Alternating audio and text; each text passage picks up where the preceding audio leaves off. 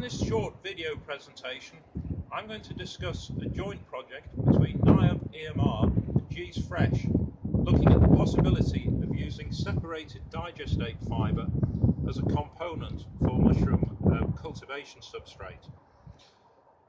This was a Seeding Catalyst Award funded by the Anaerobic Digestion Network. Many anaerobic digestion plants, like this one, have a separator for separating out the liquid and solid fractions of the digestate. This makes it easier to dispose of the liquid fraction onto the field, leaving behind a solid fraction which is a potentially suitable organic substrate. Gees Fresh are one of the major UK mushroom producers, and for this they import around 25,000 tonnes of mushroom compost every year. They also have an anaerobic digestion plant which produces around 6,000 tonnes of separated digestate fibre accredited to PAS 110. In this project we've looked at methods for converting this digestate fibre into a material that is suitable for growing mushrooms. We've also looked at different sources of digestate fibre produced from different feedstocks to see which are the most suitable sources for cultivating mushrooms.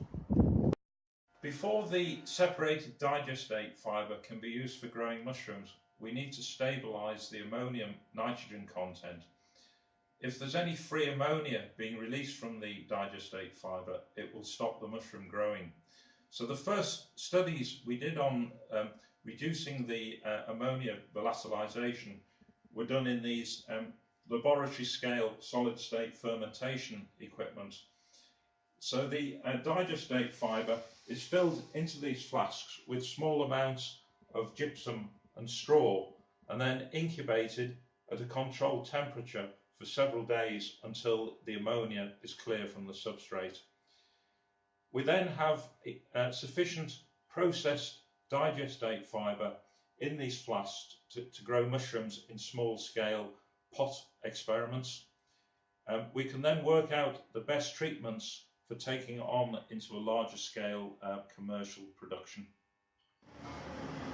Mushrooms are grown on a composted mixture of straw and animal manures. This process is conducted in expensive indoor facilities. Most of the mushroom compost used in the UK is produced in the Netherlands and Belgium. Processed digestate can be mixed into the prepared mushroom compost at the final stage before the substrate is ready for growing mushrooms.